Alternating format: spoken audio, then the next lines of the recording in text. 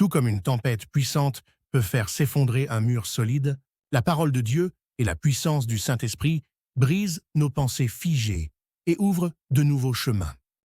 Il y a longtemps, une personne souffrait d'une profonde dépression. Il était constamment enfermé dans des pensées qui le critiquaient. Peu importe combien j'ai essayé, je n'ai pas pu échapper à cette pensée. Comme si j'étais enchaîné, j'ai passé mes journées sans énergie.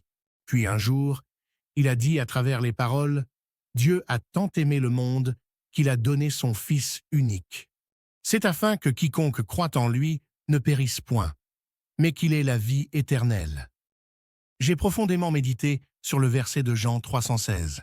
Au lieu de se laisser envahir par des pensées qui le condamnent sans cesse, j'ai commencé à saisir le cœur de Dieu qui m'aime. Comme une lumière chassant l'obscurité, l'amour de Dieu a commencé à éroder peu à peu la forteresse solide de son cœur. Et finalement, il a réussi à sortir de sa dépression et à vivre une vie. Ce qui est important ici, c'est que nous devons nous battre non pas avec notre propre force, mais avec la puissance de Dieu.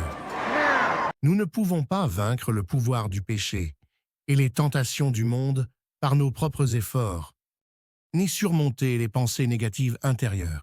C'est uniquement en s'appuyant sur la puissance de Jésus-Christ, qui a triomphé sur la croix, et sur l'aide du Saint-Esprit qui est en nous, que nous détruisons toutes les théories et tout ce qui s'élève, et que nous pouvons capturer toutes les pensées pour les soumettre à Christ. Ce n'est pas quelque chose qui se fait d'un seul coup, mais qui se réalise à travers un processus de renoncement constant à soi-même et de suivi de la direction du Saint-Esprit.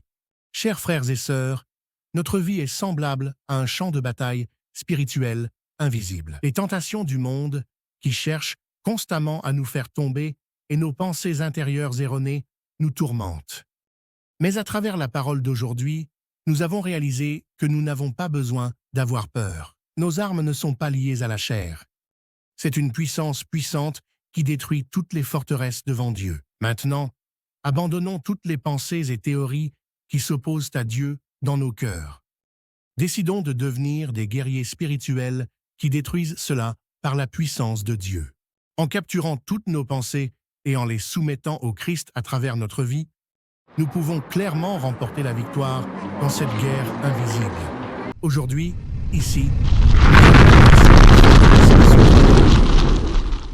je vous souhaite la grâce de décider de vivre une vie en obéissance uniquement à Jésus-Christ.